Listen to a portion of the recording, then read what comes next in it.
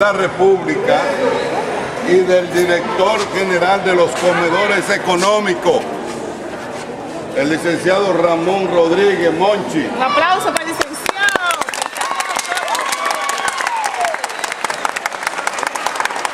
Y un aplauso más fuerte para el presidente. ¡Eso!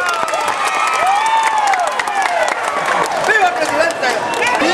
Como es costumbre de la política social del gobierno que preside el licenciado Danilo Medina, a través de las distintas instituciones del gobierno, llega a la población de diferentes maneras.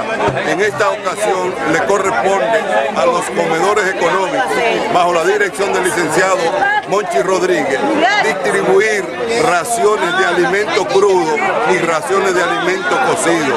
Hoy estamos realizando un operativo en el municipio de Sabaneta, donde vamos a distribuir en el barrio de Villapolín y Cruces de Tomine 300 raciones crudas, y también vamos a distribuir 300 raciones crudas en el barrio de Las Espinas.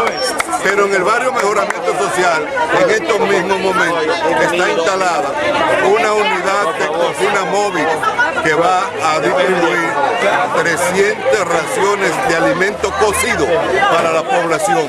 Es decir, en ese marco, en ese contexto, se da este operativo como una norma de llegar a la población más pobre, de asistir a los más necesitados, con la política especial de solidaridad que pone en práctica el gobierno que preside el compañero presidente Danilo Medina Sánchez. ¿Se hará lo mismo en los municipios Villa y Monción?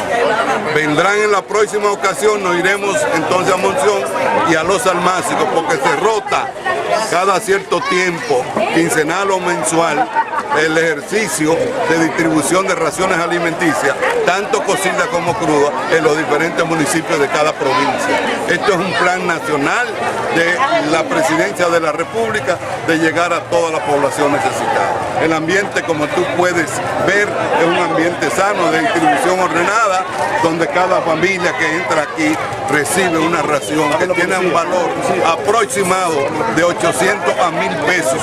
Con permiso, amor. Es por aquí.